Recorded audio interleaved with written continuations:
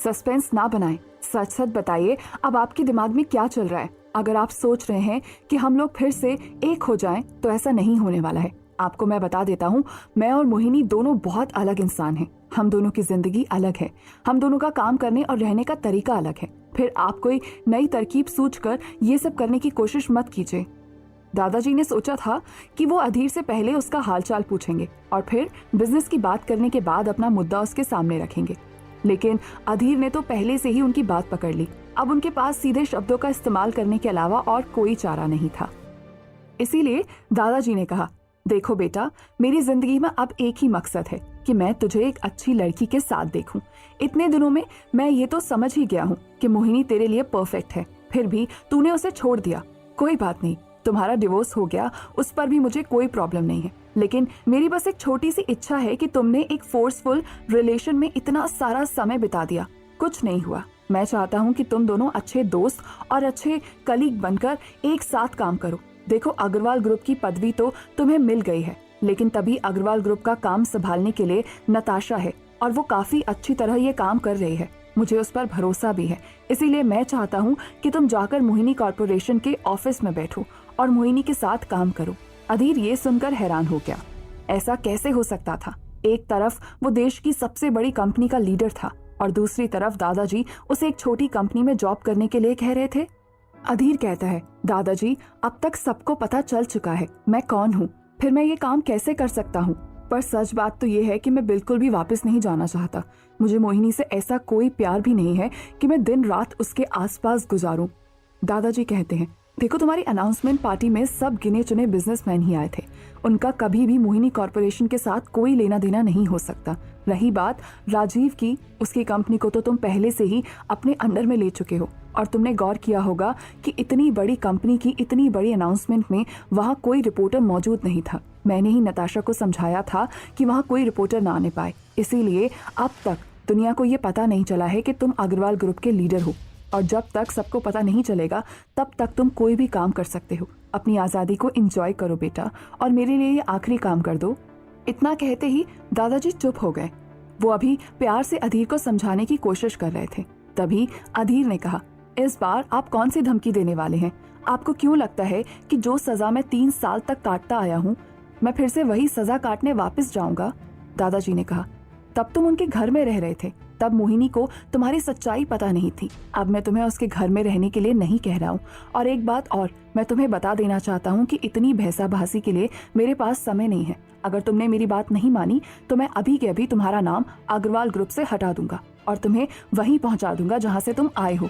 दादाजी इस तरह की धमकी का इस्तेमाल 3 साल पहले कर चुके थे।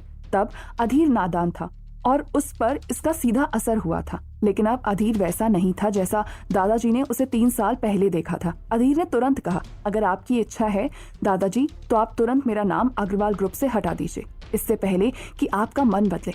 आप ये काम कर लीजिए, क्योंकि मेरा मन नहीं बदलने वाला। मैं वहाँ नहीं जाऊंगा, यही मेरा आखिरी फैसला है। चाहे उसके बाद मुझे पूरे अग्रवाल ग्रुप और अग्रवाल फैमिली से रिश्ता क्यों न तोड़ना पड़े, मैं ये करने के लिए तैयार नहीं हूँ। अधीर की बात ने दादाजी को एक बड़ा झटका दे दिया था।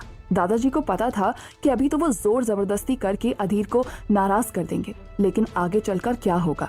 अग्रवाल ग्रुप एक सुलझे और समझदार लीडर को खो बैठेगा, और बिजनेस एक ऐसी चीज है, अगर गलत इंसान के हाथों में चला गया तो कब खत्म हो जाए पता नहीं चलता। इतना सब कुछ सोचते हुए कुछ देर तक दादाजी चुप रहे और फिर उन्होंने कहा, मैं जानता हूँ कि मेरी छोटी सी इच्छा की वजह से मैंने तुझे बहुत दुख पहुंचाया, बहुत ज्यादतियां सहने के लिए मजबूर किया है, पर अब बस हुआ। मैं अपनी इच्छाओं को अपने दिल में दबाकर इस दुनिया से चला जाऊंगा। मुझे तुझसे और कुछ नहीं चाहिए बेटा। अब तक मैंने जो भी बात तेरे साथ करी उसे भूल जा।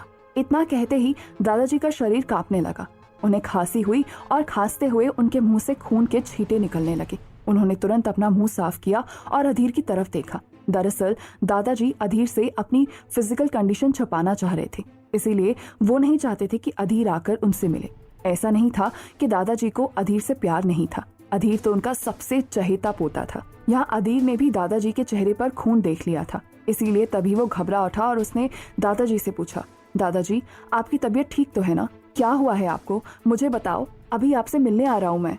दादाजी ने अपना हाथ उठाया और फिर कोशिश करते हुए कहा, मैं बिल्कुल ठीक हूँ बेटा, यहाँ आने की कोई जरूरत नहीं है, तुम बस अपने काम पर ध्यान दो और कोई चिंता मत करो, मैं तुम पर कोई दबाव नहीं डालने वाला हूँ। मैं अपने पोते को खोना नहीं चाहता, पर एक बात याद रखना, मैं तुमसे बहुत प्यार करता हूँ। अधीर घबरा कर कहता है, दादाजी मुझे सब नजर आ रहा है, आप अपनी कंडीशन को मुझसे छुपा नहीं सकते। मैंने आपके होठों पर खून के छींटे देखे। ये क्या है, मुझे बताइए। अधीर की बात सुनकर दादाजी ने कहा, अरे कुछ नहीं, वो कुछ ही देर पहले लालू समोसे लेकर आया था, उसी का सॉस मुंह पर लगा होगा। कहाँ है खून? तुम तो कुछ भी देखते हो। अधीर डर गया था, वो अपने दादाजी को नहीं खोना चाहता था। तभी उसने कहा, आप प्लीज एक बार मुझे वहां आने दो और खुद से मिलने दो, फिर आप जो कहेंगे मैं वो करूंगा। मैं मोहिनी के अंडर भी काम कर लूंगा, मैं आपकी सारी बातें मानूंगा दादाजी, बस एक बार मुझसे मिल लो। दादाजी ने एक बार और अधीर से कहा, मैं कह रहा हूं ना, तुम्हें ये करने की जरूरत नहीं है। अधीर कहता है, अब मैं फैसला ले चुका हूँ। तब दादाजी के चेहरे पर मुस्कुराहट आ गई और उन्होंने सर उठाकर मुस्कुराते हुए कहा, देखो बेटा, फैसला लेने के बाद तुम अपने शब्दों से मुकर नहीं पाओगे, इसीलिए मैं तुम्हें 2 सेकंड का समय देता हूँ। अगर मना करना है तो अभी भी कर दो। अधीर कहता है, नहीं, मुझे नहीं मना करना। इसके बाद दादाजी ने अधीर को उसका ख्याल रखने के लिए कहा और फिर फोन डिस्कनेक्ट कर दिया। यहाँ अधीर को समझ ही नहीं आ रहा था कि उसकी जिंदगी किस दिशा की तरफ जा रही है। उसने तो सोचा था कि अब उसे कभी भी उन रास्तों से नहीं गुजरना पड़ेगा जिन पर वो 3 सालों तक चक्कर काट रहा था, लेकिन वो मोहिनी से ये बात कैसे कहता। ये सोचते हुए उसने फोन की तरफ देखा और उसे समझ आ गया था कि नताशा किस बारे में बात कर रही थी। इसका मतलब ये है कि ये सब दादाजी का प्लान था। उन्होंने जानबूझकर अनाउंसमेंट करवाई ताकि मोहिनी और मोहिनी के परिवार को पता चले कि अधीर कौन है और इस तरह वो उसे पसंद करने के बारे में सोचे। दादाजी इतने बड़े प्लानर होंगे, ये बात तो अधीर के दिमाग में कभी नहीं आई। दूसरी तरफ मोहिनी आधी रात में अपने कंपनी के एसेट चेक कर रही थी कि वो कैसे आगे का प्रोडक्शन का काम शुरू करने के लिए पैसे निकाल सकती है, क्योंकि उसके पास जितने भी पैसे थे वो उसने राजीव के हाथ में थमा दिए थे और आगे चलकर उसे अधीर का कर्ज भी चुकाना था। हालांकि अधीर ने तो मना कर दिया था, लेकिन मोहिनी को इतनी जल्दी सुकून नहीं मिलने वाला था। इतने में मोहिनी ने अपना मन शांत करने के लिए यूट्यूब खोलकर गाना सुनने के बारे में सोचा। इससे पहले कि गाना शुरू होता, एक एडवर्टाइजमेंट आया।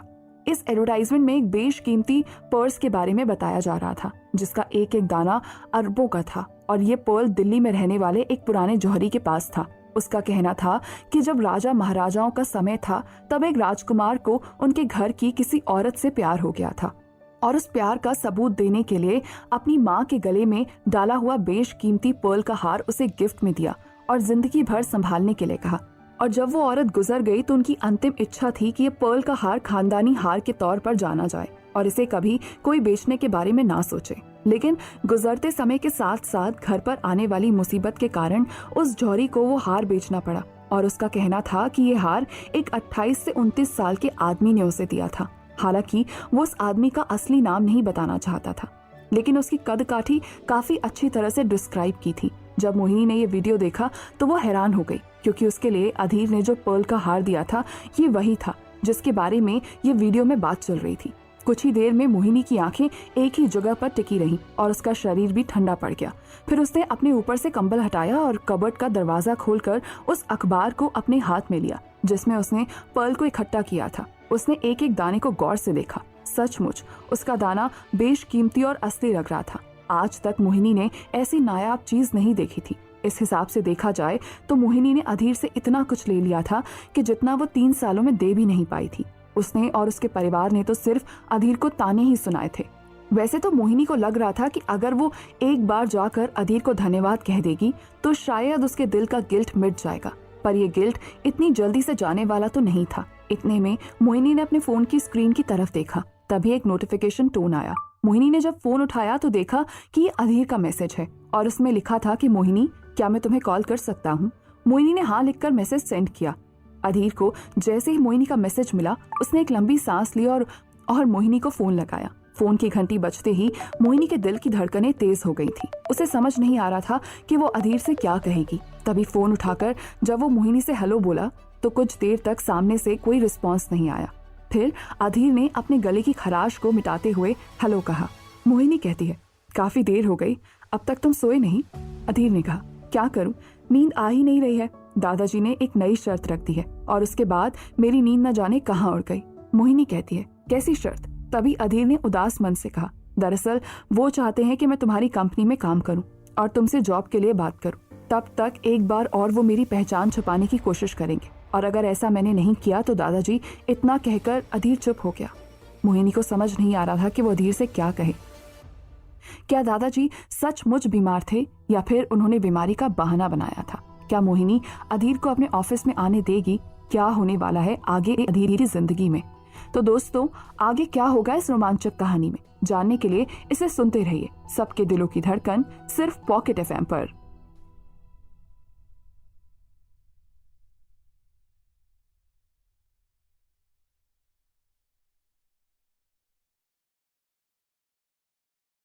इससे पहले कि मोहिनी के दिमाग में सवाल उठता कि वो अधीर को कौन से डिपार्टमेंट में भेजेगी और वो अधीर से वो सवाल पूछ पाती, अधीर ने फोन डिस्कनेक्ट कर दिया और शांति से अपने बिस्तर पर बैठ गया। अचानक दीवार को देखते हुए अधीर को याद आया कि नताशा ने 2 रात पहले अधीर को बताया था दादाजी बिल्कुल ठीक है और अभी उन्होंने फैमिली डॉक्टर से अपना चेकअप भी करवाया था और डॉक्टर ने कहा है कि 5 सालों तक उनके शरीर में कोई बीमारी नहीं उठने वाली। क्या नताशा उससे झूठ बोल रही थी? इस बात का पता तो अधीर फैमिली डॉक्टर को फोन लगाकर ही कर सकता था, इसीलिए उसने तुरंत फैमिली डॉक्टर का नंबर डायल किया और फोन उठाते ही कहा, हेलो डॉक्टर, मुझे एक इन्फॉर्मेशन चाहिए, क्या आप दे सकते हैं? डॉक्टर के पास अधीर का नंबर तो नहीं था। वो कहता है, आप कौन बात कर रहे हैं? अधीर कहता है, मैं अधीर अग्रवाल बोल रहा हूँ। डॉक्टर को याद आया कि उसने ऐसा नाम आज तक नहीं सुना था, इसीलिए वो सोचने लगा शायद कोई ना कोई अग्रवाल फैमिली से ही होगा। इसीलिए डॉक्टर ने कहा, बताओ क्या जानना है? अधीर समझ गया था कि अगर वो सीधी बात पूछेगा तो डॉक्टर उसे जानकारी नहीं देंगे, इसीलिए अधीर ने कहा, गजेंद्र अग्रवाल यानी कि मेरे दादाजी कुछ देर से काफी खास रहे हैं। मैंने सुना है कि आपने कुछ दिन पहले ही उनका चेकअप किया था।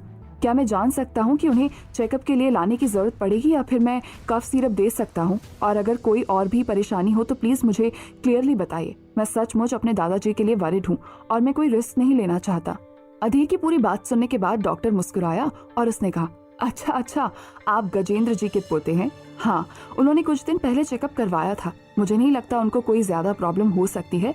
बस आप कोई सा भी हनी जिंजर वाला कफ सिरप उन्हें पिला दीजिए और थोड़ी देर में वो ठीक हो जाएंगे। अधीर कहता है, इसका मतलब डॉक्टर मेरे दादाजी बिल्कुल स्वस्थ है ना? डॉक्टर कहता है, हाँ जी, आपके दादाजी बिल्कुल स्वस्थ हैं और मैं दावे के साथ कह सकता हूँ कि अगले 5-7 सालों तक तो उन्हें कुछ नहीं होने वाला।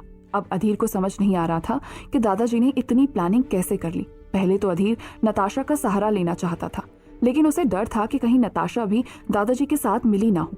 वैसे भी जब उसने अधीर के साथ फ्यूचर की बात की थी तब उसने एक बार भी नहीं बताया था कि दादाजी आगे चलकर अधीर से क्या चाहते हैं। तभी अधीर ने अग्रवाल परिवार के सबसे पुराने घर, जहां दादाजी आज भी रह रहे थे, वहां के लैंडलाइन नंबर पर फोन किया। अधीर का दिल उस वक्त तेजी से धड़क रहा था और वो एक ही दुआ कर रहा था कि दादाजी फोन ना उठाएं। इतने में एक औरत ने फोन उठाया और हेलो कहा। अधीर ने अपने दिमाग में शब्दों को ढूंढने की कोशिश की और आखिर वो इस औरत से क्या कहेगा। हालांकि ये बात तो पक्की थी कि वो घर की नौकरानी है। तभी अधीर ने कहा, हेलो मैडम, कल गलती से आपके घर में गलत ऑर्डर आ गया था। मैं कुछ ही देर में वहां आने वाला हूँ। क्या आप उस ऑर्डर को रिप्लेस करने में मेरी मदद करेंगी? नौकरानी चिल्लाई और उसने कहा, अच्छा, वो मुर्गी का खून तुमने भेजा था? तुम हो वो आदमी? मैं देख देख कर रो रही हूँ कि घर पर खून किसने मंगवाया। सबसे पहले तुम्हारी कमर तोड़ूंगी, उसके बाद बताऊंगी कि घर में सब लोग वेजिटेरियन हैं। अधीर कहता है, आप गलत समझ रहे हैं, वो कोकम शरबत था। तभी नौकरानी ने कहा, अच्छा, लग तो खून जैसा रहा था, वैसे बदबू नहीं आई अभी तक उसमें, पर ऐसी गलतियां मत किया करो। जाओ और अपना सामान ले आओ। इतना सुनने के बाद अधीर ने फोन डिस्कनेक्ट कर दिया और उसे दादाजी की प्लानिंग के बारे में जानने के बाद अजीब महसूस हो रहा था। उसने सोचा भी नहीं था कि दादाजी इतनी आगे की सोचेंगे और इस तरह उसे जाल में फंसाएंगे। अब इसके बाद तो अधीर के लिए दादाजी पर भरोसा करना बहुत मुश्किल हो जाएगा। यही सोचकर अधीर ने तुरंत दादाजी को फोन लगाया और कहा, दादाजी, कोकम शरबत पीकर अब सेहत तो अच्छी लग रही होगी आपकी, पर मेरी तो जिंदगी खराब कर दी आपने। दादाजी ठहाके लगाकर हंसे और उन्होंने अधीर से कहा, देखो, 60 साल के बाद इंसान रिटायर हो जाता है, उसके पास बहुत समय होता है और आजकल तो यूट्यूब इतनी तरकीब दिखा देता है कि पूछो मत। मैंने सोचा कि अपने पोते के ऊपर कोई नई तरकीब आजमा कर देखूं, पर देखा मेरा नाटक काम आ गया ना। अब इसके बाद अगर तू अपनी बात से मुकरने की कोशिश करेगा तो मैं तुझे मुकरने नहीं दूंगा। तूने मुझसे वादा किया है। अधीर कहता है, मैं आपसे प्यार करता हूँ, इसीलिए मैंने डर के मारे वादा किया कि कहीं आपकी जान न चली जाए। मुझे क्या पता था कि आप इतनी बड़ी जालसाजी कर रहे हैं। आज के बाद मुझे खुद आपसे कोई बात नहीं करनी। इतना कहकर अधीर ने फोन डिस्कनेक्ट कर दिया। दूसरी तरफ दादाजी ने बिना किसी फिक्र के फोन की स्क्रीन की तरफ देखा और फोन को पजामे की जेब में डालते हुए शांत मन से गार्डन में निकलकर अपने कमरे की तरफ चले गए। दरअसल दादाजी और अधीर दोनों को पता था कि अधीर कभी भी अपने वादे से नहीं मुकरता। एक बार उसने कह दिया तो वो उस काम को अंजाम देकर रहेगा। दूसरी तरफ अधीर अपने ही उसूलों में फंस गया था। इतने में अधीर के फोन की घंटी बजी। अधीर को पहले तो लगा कि दादाजी जरूर उसे मनाने के लिए फोन कर रहे हैं, लेकिन ये दादाजी का नहीं बल्कि मोहिनी का फोन था। अधीर ने फोन उठाया और निराश मन से हेलो कहा। तभी मोहिनी कहती है, तुम्हारे लिए इंतजाम कर दिया है, कल से तुम ऑफिस आ सकते हो और अपने पसंद का डिपार्टमेंट सिलेक्ट करके उस पर काम शुरू कर सकते हो। इससे पहले कि इन्फॉर्मेशन देने के बाद मोहिनी फोन डिस्कनेक्ट कर देती, तभी अधीर ने कहा, मोहिनी ऑफिस में किसी से मत कहना कि मेरा असली पहचान क्या है। मोहिनी कहती है, तुम उसकी चिंता मत करो, रातों रात करोड़पति बनकर रोड़पति बनना किसे कहते हैं आज अधीर को साफ समझ आ गया था। इतने में मोहिनी ने कुछ सोचते हुए कहा, देखो हमारे ऑफिस में कई सारे खबरी हैं, हो सकता है कि और लोगों के लिए काम कर रहे हो। अगर तुम रोज रोज अपने आलिशान घर में जाओगे और कोई तुम्हारा पीछा करेगा तो मैं उससे तुम्हें बचा नहीं पाऊंगी। अधीर ने सोचा भी नहीं था कि उसके सामने ये मुसीबत भी आएगी। अब उसके पास दो ही रास्ते थे, या तो वो ऑफिस में सोए या फिर अपने लिए किराए का कोई छोटा सा घर ढूंढ ले। तभी मोहिनी कहती है, वैसे तुम चाहो तो। इतना कहकर मोहिनी चुप हो गई। तभी अधीर ने कहा, मोहिनी तुम सोचना भी मत कि मैं उस घर में दोबारा आऊंगा। मैं तुम्हारी माँ और भाई को बिल्कुल नहीं झेल सकता। इतना कहकर अधीर ने फोन डिस्कनेक्ट कर दिया और मोहिनी ने अपना हाथ सर पर दे मारा और मन ही मन सोचा कि इतनी स्टूपिड बात उसके दिमाग में आ भी कैसे सकती है। अधीर वापस उसके घर में आकर रहेगा। हालांकि मोहिनी ये बात अधीर की मदद करने के लिए कह रही थी, लेकिन उसे समझना चाहिए था कि ये अधीर की मदद नहीं बल्कि जेल है। अगली सुबह जहां अधीर तैयार होकर अपने आलिशान ऑफिस की तरफ जाता, सूट बूट पहना, लोग उसे गुड मॉर्निंग कहते, वो बड़े बड़े टेंडर साइन करके उन पर डिसीजन लेता और कहाँ वो फिर से मुंह के बल गिर पड़ा। उसने अपना सबसे पुराना टी शर्ट, पैंट और जैकेट निकाला और तैयार होकर निराश मन से अपने बंगलों के बाहर निकला। बाहर खड़ा ड्राइवर उसे इन कपड़ों में देखकर हैरान था। तभी ड्राइवर ने कहा, कहाँ जाना है सर? अधीर ने ड्राइवर के कंधे पर हाथ रखा और कहा, बस भाई, जहाँ से आए थे वहीं लौट रहे हैं, तुम आज से आराम करो। इतना कहकर अधीर वहां से चला गया और ड्राइवर उसे देखता रह गया। उसे समझ नहीं आ रहा था कि अब उसे क्या काम करना है। अधीर लगभग 1 से 1.5 किलोमीटर पैदल चला और उसने मेन रोड से 12 खंबा की बस पकड़ी। बस स्टॉप ऑफिस के लगभग 50 मीटर की दूरी पर था। बस से उतरते ही अधीर ने आसपास की तरफ देखा। आज भी कोहरा आसमान को घेरे हुए था। अधीर ने कहा, मेरी जिंदगी में ग्रहण और आसमान में कोहरा दोनों एक जैसे ही लगते हैं। इतना कहकर उसने जैकेट की जेब में हाथ डाला और सीधा कंपनी की तरफ चला गया। कंपनी के गेट पर पहुंचते ही वॉचमैन ने हैरानी से उसकी तरफ देखा और कहा, क्या बात है भाई, आज तो सुबह सुबह आ गए हो, वो भी बिना डब्बे के। ऐसे कहाँ गायब थे इतने दिन से? पिटू गए थे क्या? अधीर ने वॉचमैन को गुस्से से देखा। आज तक अधीर यहाँ सर झुकाकर ही चला आया था और उसने कभी किसी से नजर नहीं मिलाई थी। आज पहली बार अधीर के इस कॉन्फिडेंस को देखकर वॉचमैन भी हैरान था। फिर उसने अधीर से अपना ध्यान हटाकर अपने हाथ में रखी हुई सुर्ती को फटका और उसे मुंह में डालते हुए कहा, बड़े दिनों बाद आए हो तो तेवर दिखा रहे हो, कोई बात नहीं, अभी अंदर जाएगा तो सारे तेवर भूल जाएगा। इतना कहकर वो रजिस्टर की तरफ देखने लगा। यहाँ जैसे ही अधीर ऑफिस में डोर के अंदर आया, ऑफिस स्पेस पर बैठे सभी लोग आपस में बातें करने लगे। अधीर समझ पा रहा था कि उनके बीच में क्या बातें हो रही होंगी। इतने में जूही उठी और उसने हाथ हिलाते हुए अधीर को हेलो बोलने की कोशिश की। अधीर ने सिर्फ सर झुकाकर उसकी तरफ मुस्कुराते हुए देखा। हालांकि अधीर को उसकी करतूत के बारे में अच्छी तरह से पता था। नताशा ने ये बात सबसे पहले उसी से कंफर्म की थी, लेकिन अधीर अपने चेहरे पर किसी के प्रति कोई भी भाव नहीं दिखाना चाहता था। शायद चंद पैसों के लिए जूही बिकी नहीं होती तो अधीर कम से कम उसके साथ अच्छी बातें करने के बारे में सोचता। इतने में अधीर मोहिनी के केबिन के पास पहुंची। मोहिनी उस वक्त अपने केबिन के अंदर बैठी अपने लैपटॉप पर आगे के प्रोडक्शन की प्लानिंग बना रही थी। उसने बैंक में कुछ लोन के लिए अप्लाई भी किया था। इन्हीं सब ख्यालों में बैठी हुई मोहिनी के कानों में दरवाजे की खटखटाहट की आवाज आई। तभी मोहिनी ने नजर उठाकर दरवाजे की तरफ देखा और अधीर को देखकर वो अपनी कुर्सी से उठ खड़ी हुई। तभी अचानक उसे याद आया कि अधीर ने उससे कहा था कि वो कोई भी ऐसा काम ना करे जिससे लोगों को पता चले कि अधीर की असलियत क्या है। उस ख्याल से मोहिनी धीमी गति से अपनी कुर्सी पर बैठी। और उसने हाथ हिलाते हुए अधीर को अंदर आने के लिए कहा। जैसे ही अधीर अंदर आया, मोहिनी ने कहा, बैठो। पर अधीर खड़ा ही रहना चाहता था। तभी मोहिनी कहती है, अगर तुम ऐसे खड़े रहोगे तो कोई बात नहीं हो पाएगी। बैठने में कोई बुराई नहीं है, बैठो।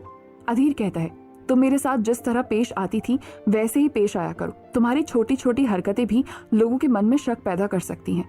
मोहिनी कहती है, तुम्हें इतना डरने की जरूरत नहीं है। अब तुम इस कंपनी में काम करने वाले हो और बाकी एम्प्लॉयज की तरह सर उठाकर रह सकते हो। तुम्हें तो पता ही है कि इस कंपनी में क्या डिपार्टमेंट्स हैं। कल मैं फोन पर ही तुमसे ये बात पूछना चाहती थी, लेकिन तब तक तुमने फोन डिस्कनेक्ट कर दिया।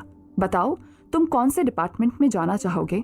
अधीर कहता है, मेरी असलियत जानने से पहले अगर तुम मुझे जॉब ऑफर करती तो कौन से डिपार्टमेंट में डालती? मोहिनी कहती है, इस सवाल का जवाब मैं नहीं दे पाऊंगी।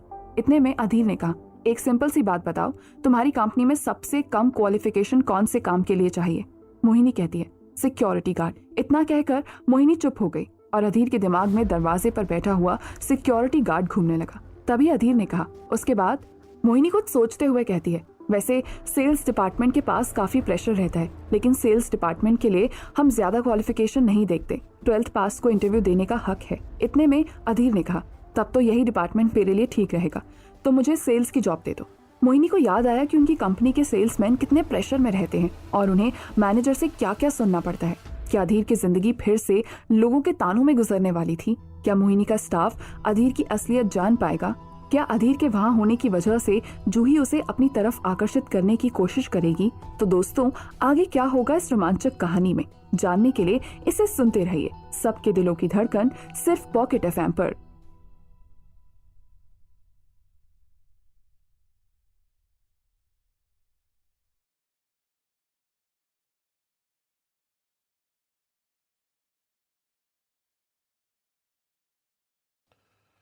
नमस्कार, एनडीटीवी इंडिया में आपका स्वागत है। मैं हूं मनोरंजन भारती। आपको मिलवाते हैं आज एक ऐसे शख्सियत से जो कि सभी क्राइटेरियाज को समझते हुए मोहिनी ने अधीर से कहा, अगर तुम सेल्समैन बनना चाहते हो तो मैं तुम्हारा डिसीजन नहीं बदलूंगी, लेकिन मैं तुम्हें बता देना चाहती हूँ कि वो हमेशा प्रेशर में रहते हैं। उन्हें हर हफ्ते नई रिपोर्ट सबमिट करनी होती है और हमारा सेल्स मैनेजर जीवन काफी सख्ती से उनके साथ पेश आता है। क्या तुम ये सब झेल पाओगे? अधीर हंसा और उसने मोहिनी से कहा, मोहिनी, 3 साल मेरे साथ इस तरह रहने के बाद भी तुम मुझसे ऐसा सवाल कैसे पूछ सकती हो? इन 3 सालों में बताओ मैंने कौन सी चीज नहीं झेली है? अभी मैं यही सोचकर आया था कि दादाजी ने मेरे लिए कोई सरल रास्ता नहीं चुना है, वो मुझे आग में झोंकना चाहते हैं। मोहिनी अधीर को ज्यादा सुझाव नहीं दे सकती थी, इसीलिए मोहिनी ने तुरंत नंबर डायल किया और कहा, नम्रता, जीवन को मेरे केबिन में भेजो। नम्रता ने हामी भरी और तुरंत जीवन को कॉल लगाकर कहा, आपको मोहिनी मैम अपने केबिन में बुला रही हैं। जीवन उस वक्त काफी सेल्समैन के साथ खड़ा हुआ था और वो उन्हें ट्रेनिंग देते हुए नए प्रोडक्ट्स के बारे में बता रहा था। दरअसल कंपनी ने अपना नया ऐप लॉन्च किया था जिसमें वो अपनी बनाई हुई ड्रेस को सेल करते थे और साथ ही लोकल मार्केट में मिलने वाली शर्ट और फैशन के कपड़े भी उसमें अपलोड किए जाते थे। हालांकि अपलोड करना और एप्लीकेशन का काम करने के लिए अलग डिपार्टमेंट था। इस डिपार्टमेंट का अभी सीधा और सिंपल यही काम था कि वो ज्यादा से ज्यादा लोगों को ये एप्लीकेशन डाउनलोड करवाएं और इसके बारे में जानकारी दें। अपने काम में लगा हुआ जीवन उसे खत्म करके मोहिनी के केबिन की तरफ गया। जीवन को कोई भी काम बीच में छोड़कर जाना पसंद नहीं था और वो अपने अंडर काम कर रहे लोगों से भी यही उम्मीद करता था। जैसे ही वो मोहिनी के केबिन में पहुंचा, सामने बैठे अधीर को देखकर हैरान रह गया। उसे समझ नहीं आ रहा था कि आखिर मोहिनी ने उसे क्यों बुलाया है। हालांकि ऑफिस में सिर्फ जीवन ही नहीं बल्कि सबको पता था कि अधीर और मोहिनी का क्या रिश्ता है, पर उनके डिवोर्स की खबर अब तक किसी तक नहीं पहुंची थी। जीवन ने मोहिनी से गुड मॉर्निंग कहा। तभी मोहिनी कहती है, जीवन, शायद तुमने अधीर को पहले भी यहाँ पर देखा होगा। जीवन ने एक नजर और अधीर की तरफ देखा और कहा, जी हाँ। उसका जवाब सुनने के बाद मोहिनी कहती है, तो ये समझ लो कि आज से अधीर तुम्हारे अंडर काम करेगा। पहले 1-2 हफ्ते उसे ट्रेनिंग दो और फिर सेल्स के लिए तैयार करो। इससे पहले कि जीवन कोई सवाल उठाता तब तक मोहिनी ने कहा, अब आप दोनों केबिन से बाहर जा सकते हैं। गुड लक अधीर। जीवन, टेक केयर ऑफ हिम। इसके बाद जीवन के पास बोलने के लिए कुछ नहीं था।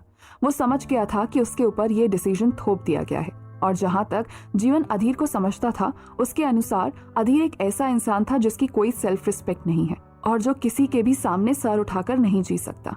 ऐसे इंसान को अपने डिपार्टमेंट में लाकर जीवन खुद के काम की बेइज्जती नहीं करवाना चाहता था। लेकिन अब जब ये काम उसके ऊपर आ ही चुका था तो उसने अधीर को सेल्स डिपार्टमेंट की तरफ चलने के लिए कहा और फिर जैसे ही अधीर सेल्स डिपार्टमेंट में पहुंचा, वैसे ही सबके सामने खड़ा करके जीवन ने ताली बजाकर सबका अटेंशन अपनी तरफ खींचा और कहा, इनसे मिलिए, ये है अधीर। आज से ये हमारे साथ काम करेंगे, हम इन्हें ट्रेनिंग देंगे और ये एक अच्छे सेल्समैन बनकर दिखाएंगे। इसके साथ साथ इनका पहला टारगेट होगा कि कल सुबह ये साइन बोर्ड और पैम्पलेट ले जाकर मार्केट में उतरेंगे और नए नए लोगों को हमारी एप्लीकेशन के बारे में जानकारी देंगे और इस हफ्ते के अंदर में 50 से ज़्यादा लोगों को एप्लीकेशन डाउनलोड करवाने की कोशिश करेंगे। इतना सुनते ही अधीर कहता है, सर आप तो मुझे डायरेक्ट काम दे रहे हैं, आपको मुझे ट्रेनिंग देने के लिए कहा गया था। जीवन मुड़ा और उसने अधीर की तरफ देख कर कहा, वर्क स्पेस में यही ट्रेनिंग होती है। अगर तुम इससे ज़्यादा आराम तलब ट्रेनिंग चाहते हो तो जाकर स्कूल में पढ़ो और वहीं पर तुम्हें किताबों से ABCD सब सिखाया जाएगा। इतना कहकर जीवन अपने केबिन की तरफ चला गया और उसने गुस्से से पटक कर दरवाज़ा बंद कर दिया और मन ही मन सोचने लगा, अब ये कंपनी की मालकिन का पति होने के नाते मुझ पर धौंस दिखाएगा, मुझे सिखाएगा कि ट्रेनिंग के दौरान कैसे सिखाते हैं। इतने साल काम करने के बाद भी ऐसे निकम्मे से पाला पड़ा है तो ऐसा लगता है कि इतनी मेहनत का क्या ही फायदा। मोहिनी की बात करें तो जीवन पर कभी प्रेशर नहीं डालती थी। जीवन सेल्स डिपार्टमेंट में जिसे चाहे रखता था और जिसे चाहे निकाल देता था। आज पहली बार मोहिनी ने उसे अपनी तरफ से एक एम्प्लॉय रिक्रूट करके दिया था और उसे ऐसा लग रहा था जैसे मोहिनी उसके काम को खराब करने की कोशिश कर रही है। ये सब सोचते हुए उसने एक नज़र अधीर की तरफ देखा और वो अभी भी वहीं खड़ा था जहां जीवन उसे छोड़ कर गया था। तभी जीवन ने अपने केबिन का दरवाज़ा खोला और कहा, अब तुम क्या दिन भर यहीं पर खड़े रहोगे? जाओ और वहां जाकर बैठो, अपना काम शुरू करो, आज सीखो और कल से काम चालू कर दो। जीवन की बात सुनने के बाद अधीर उसकी बताई हुई जगह पर जाकर बैठ गया। उसके बगल में बैठी लड़की ने अधीर को देखकर हाथ हिलाया और कहा, इस खड़ूस की बातों को दिल पर मत लेना, ये ऐसे ही बात करता है, लगता है इसके घर में इसका कोई अपना नहीं है, इसने सेल्स से ही शादी कर ली है।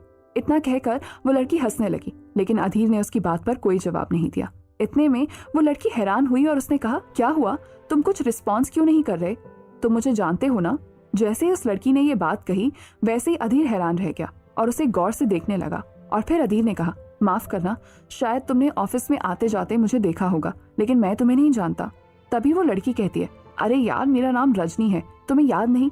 2 साल पहले वो बारिश वाली रात, उस दिन गार्ड छुट्टी पर था और तुम्हें मैडम ने गार्ड की कुर्सी पर बैठने के लिए कहा था और मैं ऑफिस से बाहर निकली थी। अधीर की बात करें तो उसके साथ ऐसा कई बार हुआ था। जब भी ऑफिस में गार्ड छुट्टी पर रहता था तब अधीर दिन का खाना लेकर आता था और मोहिनी उसे गार्ड की कुर्सी पर बैठा देती और वहीं इंतजार करने के लिए कहती। और साथ ही ऑफिस में लोग देर रात तक काम करते थे और देर रात तक काम करने वालों में से सेल्स डिपार्टमेंट सबसे ज्यादा फेमस था। ऐसे में कौन आया कौन गया इस बात की जानकारी अधीर को कैसे हो सकती थी? उसने तो कभी ना सर उठाकर किसी की तरफ देखा और ना ही किसी का नाम पूछा।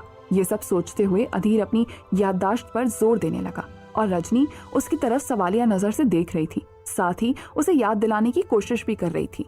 तभी अधीर को याद आया कि लगभग जून जुलाई के महीने के आसपास 4 दिनों तक लगातार बारिश हुई थी। हर शाम को कई लड़के लड़कियां देर रात ऑफिस से बाहर निकलते थे। उस दिन भी एक लड़की ऑफिस से बाहर निकली थी और जाने से पहले उसने अधीर से गुड नाइट कहा था। भले ही अधीर ने उसकी बात का जवाब नहीं दिया।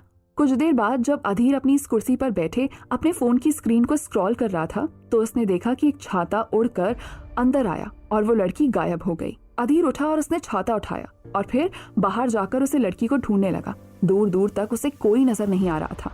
इतने में अधीर ने ऑफिस के बाहर निकलकर आजू बाजू देखने की कोशिश की तो देखा कि एक शराबी एक लड़की के मुंह पर हाथ लगाए उसके साथ बदतमीजी करने की कोशिश कर रहा था। अधीर ने उस छाते को फोल्ड किया और उस शराबी को दे मारा। 2-4 बार मार खाने के बाद वो शराबी भाग निकला और अधीर ने उस लड़की की तरफ छाता बढ़ा दिया। लेकिन इतना करने के बाद भी अधीर ने नजर उठाकर उस लड़की के चेहरे की तरफ नहीं देखा था, इसीलिए उसे समझ नहीं आ रहा था कि रजनी ही वो लड़की थी या नहीं। हालांकि उस दिन वो डरी हुई थी और छाता पकड़ने के बाद वो तेज चाल से वहां से चली गई थी। अधीर उस दिन की याद में खोया हुआ था। तभी रजनी ने उसके आगे चुटकी बजाते हुए कहा, चलो बहुत हुआ, फ्लैशबैक से बाहर आ जाओ और बताओ कि तुम्हारी मुसीबत क्या है। मैं तुम्हारी मदद करने के लिए तैयार हूँ। उस दिन तुमने मुझे उस शराबी से बचाया था, आज मैं तुम्हें इस खड़ूस से बचाऊंगी। अधीर कहता है, तुम्हें कुछ आइडिया है कैसा तुम कैसे करोगी? उसने मुझे 50 डाउनलोड्स का टारगेट दिया है और कहा है अगर मैं 50 में से एक भी कम करूंगा तो वो मुझे जॉब से निकाल देगा। मेरे लिए जॉब बहुत इंपॉर्टेंट है, मैं किसी भी हालत में इस जॉब को नहीं छोड़ सकता। राजीव ने कहा, अरे इतने दिमाग में मत लो यार, इतना बड़ा काम भी नहीं है। बाहर निकलना है और लोगों को प्यार से कहना है, क्या एक बार आप अपना फोन मुझे दे सकते हैं। जैसे ही वो अपना फोन तुम्हें देंगे, उनके फोन पर प्ले स्टोर या फिर ऐप स्टोर में जाकर मोहिनी कॉर्पोरेशन का एप्लीकेशन डाउनलोड करना है, बस। अधीर उसकी बात सुनते ही हैरानी से उसे देखता है और कहता है, देखो रजनी, तुम लड़की हो, तुम्हारे लिए ये सब आसान है। अगर तुम किसी से फोन मांगोगी तो कोई भी लड़का हंसते हंसते तुम्हें दे देगा, लेकिन अगर मैंने ऐसा किया तो मुझे जूते पड़ेंगे और कुछ नहीं। रजनी ने ये बात तो सोची ही नहीं थी, इसीलिए वो अपने माथे पर टकली मारते हुए कहती है, हाँ ये बात तो तुम सही कह रहे हो। एक तो तुम लड़के हो और ऊपर से दिल्ली शहर में अगर तुमने किसी लड़के से फोन मांगा तो वो तुम्हें चोर और समझेगा, और अगर तुमने किसी लड़की से फोन मांगा तो तुम्हें ठरकी समझेगी। ऐसे में तुम क्या करोगी? तुम्हारे पास तो कोई भी शॉर्टकट नहीं है। और रही बात जन जागरूकता की, तो लोग जनरली आजकल कुछ नहीं करते। वो इतने परेशान हो गए हैं ना, क्योंकि जैसे ही घर से बाहर निकलते हैं, कोई अपना क्रेडिट कार्ड, कोई अपना कपड़ा, कोई अपना एप्लीकेशन, तो कोई दुख तो कोई सुख, सब बेचने के लिए उनके दरवाजे पर खड़ा ही रहता है। वैसे मैं एक काम करती हूँ, जाकर सर से बात करती हूँ, क्या पता वो मेरी बात मान जाए और तुम्हारा भला हो जाए। अधीर चौंक कर उससे पूछता है, तुम्हें लगता है कि तुम उनसे जाकर इस बारे में बात कर पाओगी? अधीर ऐसे बिहेव कर रहा था जैसे उसे जिंदगी में बिजनेस और सेल्स के बारे में कुछ भी पता ना हो। तभी रजनी फुल कॉन्फिडेंस के साथ उठी और राजीव के केबिन की तरफ बढ़ गई। उसने एक बार और अधीर की तरफ देखते हुए केबिन का दरवाजा खटखटाया। उस वक्त जीवन अपने सिस्टम में एक कॉमेडी यूट्यूब वीडियो देख रहा था और हंस रहा था। जब उसे खटखटाने की आवाज सुनाई थी तो उसने तुरंत वीडियो को कैंसिल किया और दरवाजे की तरफ देखकर हाथ से इशारा करते हुए रजनी को अंदर आने के लिए कहा। बाहर से अधीर की नजरें केबिन की तरफ टिकी हुई थी और उसके लिए ये टाइम काफी मनोरंजन से भरा हुआ था। कुछ ही देर पहले ही वो ये सोचकर मोहिनी को कोस रहा था कि मोहिनी ने उसे कहाँ फंसा दिया, और अब 5 फुट की रजनी की कॉन्फिडेंस को देखकर उसे मजा आ रहा था। इतने में अधीर ने खुद से कहा, अग्रवाल ग्रुप का लीडर बनकर मुझे नहीं लगता कि इतना खुश हो सकता था। अधीर जिज्ञासा के साथ केबिन के दरवाजे पर अपनी नजर गड़ाए हुए था। तभी दरवाजा खुला और रजनी तेज चाल से बाहर आई, सीधा अपनी जगह पर आकर बैठ गई। उसने एक बार अधीर की तरफ नहीं देखा। अधीर हैरान हुआ और उसने रजनी से कहा, क्या हुआ, तुम ऐसा क्यों बिहेव कर रहे हो? रजनी कहती है, तुम मनहूस तो हो, वो तुम्हारी मदद करने के लिए मुझे शाबाशी देता, उसने उल्टा मुझे ही 200 एप्लीकेशन डाउनलोड करवाने का टारगेट दे दिया। अब तो मैं तुमसे डिस्टेंस मेंटेन रखूंगी तो ही अच्छा होगा। उसकी बात सुनकर अधीर मन ही मन हंस रहा था, लेकिन फिर भी उसने अपने चेहरे पर चिंता के भाव दिखाए और कहा, मुझे माफ कर दो रजनी, लेकिन अगर तुम मुझे इस तरह इग्नोर करोगी तो मेरी मदद और कौन करेगा? तुम ही तो हो जिससे मैं पूछ सकता हूँ आखिर मुझे ये कैसे काम करना है। अधीर आखिर कब तक ऐसी एक्टिंग करता रहेगा? क्या अधीर अपना टारगेट पूरा कर पाएगा? अगर टारगेट पूरा नहीं हुआ तो जीवन उसे जॉब से निकाल पाएगा? तो दोस्तों, आगे क्या होगा इस रोमांचक कहानी में, जानने के लिए सुनते रहिए सबके दिलों की धड़कन, सिर्फ पॉकेट एफएम पर।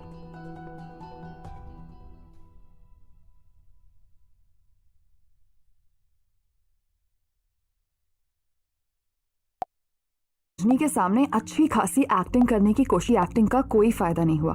रजनी ने अधीर की तरफ देखा भी नहीं। ऊपर वर्क स्पेस पर सभी लोग अधीर के पास वापस आने की बात कर रहे थे, लेकिन अब तक किसी को पता नहीं था कि अधीर कंपनी में क्या करने आया है, क्योंकि मोहिनी ने उसे सीधा अपने कमरे में बुलाया था और फिर जीवन के साथ सेल्स डिपार्टमेंट में भेज दिया। सेल्स डिपार्टमेंट ग्राउंड फ्लोर पर काम करता था, लेकिन इस खबर के मिलने के बाद जूही शांत नहीं बैठ सकती थी। उसका एक ही मकसद था कि वो कैसे भी अधीर का पता लगाए और उससे बात करने की कोशिश करे।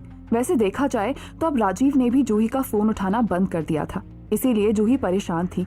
तभी जूही ने असिस्टेंट नम्रता की तरफ देखा और उससे इन्फॉर्मेशन लेने की कोशिश करते हुए कहा, नम्रता, क्या तुमको पता है अधीर ऑफिस में क्या काम करने वाला है? कुछ दिनों से नम्रता उससे कम ही बात कर रही थी, क्योंकि नम्रता को जब मोहिनी ने ये बात बताई थी कि आसपास के लोग उसकी अच्छाई का फायदा उठा सकते हैं, तब से नम्रता अपनी जॉब को बचाने में लगी हुई थी। हालांकि अब तक नम्रता ने बाकी की बातें रखते हुए एक्सक्यूज दिया था, लेकिन आज वो परेशान हो चली थी। इसीलिए उसने जूही से कहा, देख जूही, तेरा क्या मैटर है मुझे नहीं समझ में आता, लेकिन मैं एक बात साफ कह देना चाहती हूँ, मुझे किसी नए पचड़े में नहीं फंसना, इसीलिए मैं कंपनी की बातें किसी को नहीं बताने वाली। कोई तो है जो इस कंपनी की बातें यहाँ से वहाँ कर रहा है और अब मुझे किसी पर भरोसा नहीं है। तुझे ये बात बुरी लगेगी, लेकिन मेरे लिए मेरी जॉब ज्यादा इम्पोर्टेंट है। नम्रता की बात सुनते ही जूही को सचमुच बहुत बड़ा धक्का लगा। वो सोचने लगी,